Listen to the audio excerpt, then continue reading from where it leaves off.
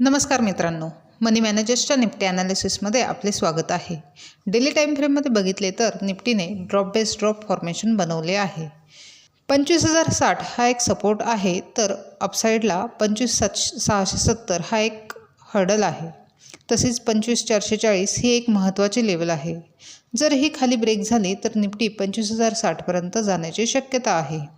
आता उद्यासाठी बघितले तर 5 मिनिट टाईम फ्रेममध्ये 25,640 आणि 25,540 या दोन महत्त्वाच्या लेवल्स आहेत। जर 25,640 वरती ब्रेक झाले आणि निफ्टीने सस्टेन केले तर 25,720 पर्यंत निफ्टी जाऊ शकते। तसेच निफ्टीने जर 25,540 खाली ब्रेक केले तर 25,480 पहिले टार्गेट आणि 25,340 दुसरे टार्गेट हिट होऊ शकते।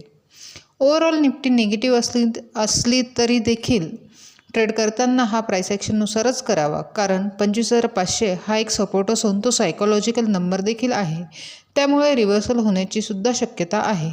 म्हणूनच ट्रेड करताना काळजीपूर्वक करावा। अशाच निफ्टीच्या ॲनालिसिससाठी चॅनल सबस्क्राईब करा, तसेच व्हिडिओ लाईक आणि शेअर करा।